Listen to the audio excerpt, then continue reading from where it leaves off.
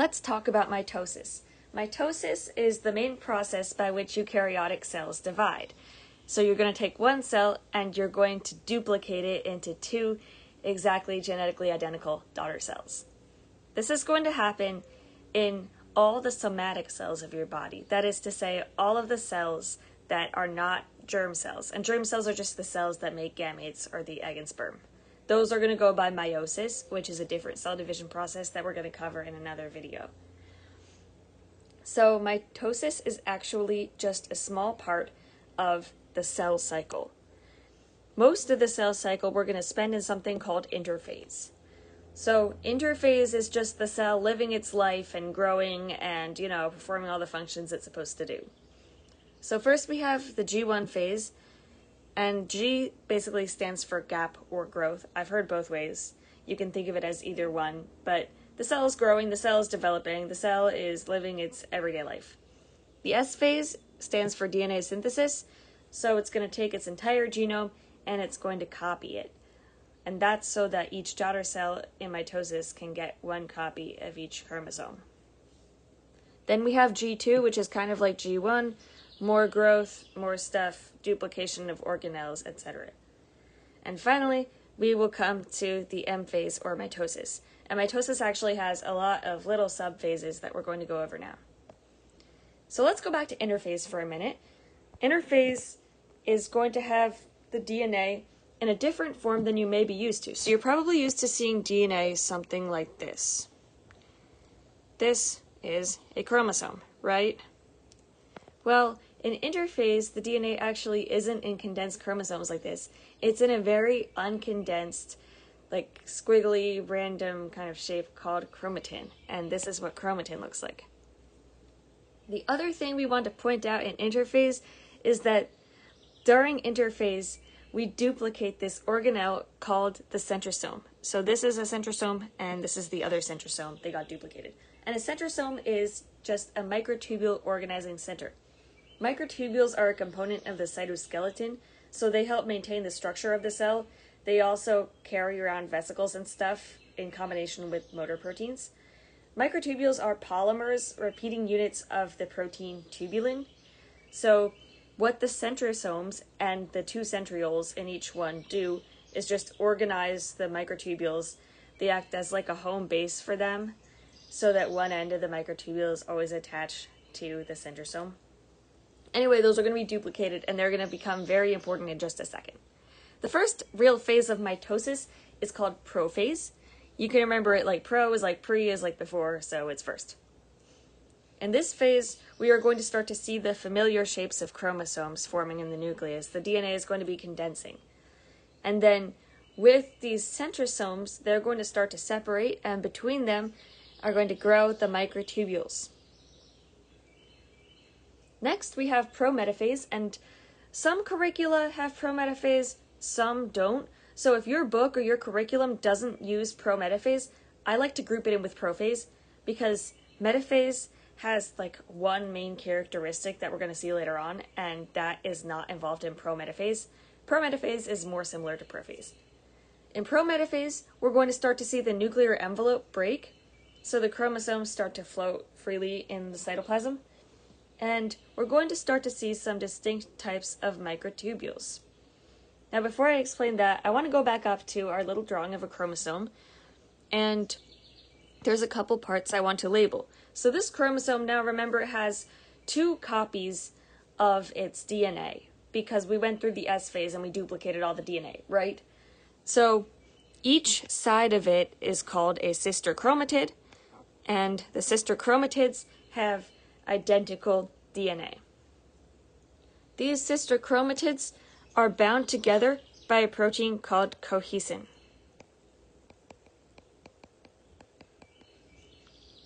The other important part of the chromosome and the sister chromatids is a complex, or two complexes actually, one for each chromatid, called kinetochores.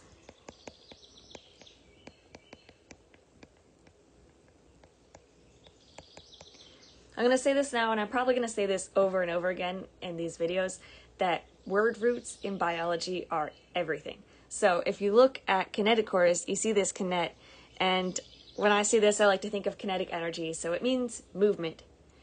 And this is going to be where the microtubules bind to the sister chromatids and how they're going to move the sister chromatids to opposite poles of the cell.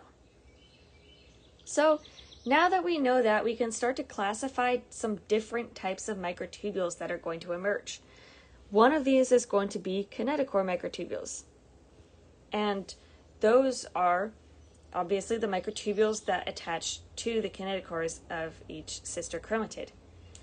Then we're also going to have microtubules called interpolar microtubules, and that's these guys here, the ones that go all the way to the middle and interact with each other. And they're just called interpolar because they're going between the two poles of the cell. The last type of microtubule is called astral microtubules, and these astral microtubules are short little guys that go around the centrosome, and they're called astral because they look like a star. Next, we're going to have metaphase, and the characteristic look of metaphase is that all these chromosomes are lining up on an imaginary line in the center of the cell called the metaphase plate. And that's basically all you have to know about metaphase. Honestly, it's the most simple phase of them all. Next, we're going to have anaphase, and in anaphase, these sister chromatids are going to start to go to opposite ends of the cell, so that each daughter cell has one copy of the DNA. And this has to do with a few of the things we talked about before. Oh my gosh, sometimes this writing is impossible. But anyways, so that cohesin that we talked about that holds these two sister chromatids together, it's actually going to get cleaved, and that's how the sister chromatids are going to separate. And at the kinetochore, remember that we have microtubules that are attached in a polymer. So the way that the sister chromatids are going to get pulled to opposite poles of the cell is that these microtubules are going to start to depolymerize. So at the end of the kinetochore, each little subunit of tubulin is going to start to fall off until we get a shorter microtubule, and that's what's going to push these sister chromatids or pull these sister chromatids to opposite ends of the cell.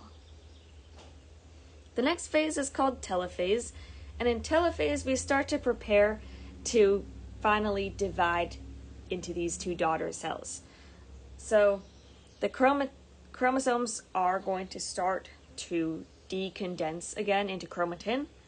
The nuclear envelopes of these two daughter cells are going to start to appear, and we're going to start to separate our two cells. There's two different mechanisms depending on if you're an animal or a plant. So in animals, you get what's called a cleavage furrow. So it starts to tighten up in the middle of the cell to form two cells, and these little vesicles are going to form. And eventually they're going to fuse, and they're going to make two different membranes. And then in a tiny little half-phase thing we call cytokinesis, these two daughter cells are finally going to separate and move apart. Cyto-cell kinesis moving, it makes sense. In plants, we have something called the cell plate. So here is the plant cell, and it's got two kind of forming nuclei, right? Because it's in telophase and it's almost done. Here's some chromosomes. They're really messy. Sorry. And then in the middle, it's going to be kind of the same mechanism as these vesicles are going to form, and they're going to start to fuse together. But the difference is in plant cells that we have a little bit more rigidity because of the cell wall, and that after these vesicles fuse together, the cell wall is going to form around them. And then you have two different cells, and they don't necessarily move away from each other the way that animal cells do. So that is mitosis. But how is the cell cycle regulated so that mitosis happens at the right time? So it's regulated mainly by these enzymes called cyclin-dependent kinases. And what these CDKs do is they participate in a cell cycle control system with different checkpoints. So at each checkpoint, there's going to be requirements before the cell can move on to the next phase. So for example, maybe you have to have a certain number of organelles grown or duplicated. At the end of the S phase, you can't move on until all your DNA is replicated.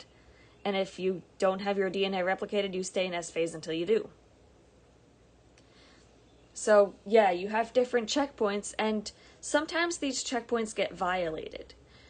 So there's genes called tumor suppressor genes, and when these genes get mutated and they start to be faulty, then the cell cycle goes awry, and all of a sudden you kind of skip these checkpoints and the cell starts to grow and grow and grow and divide and divide and divide, even though it's not supposed to. And this is how tumors come apart, and this is how you get cancer, is because the cell cycle control goes completely out of whack. So that's mitosis and the cell cycle control system. I hope this helped.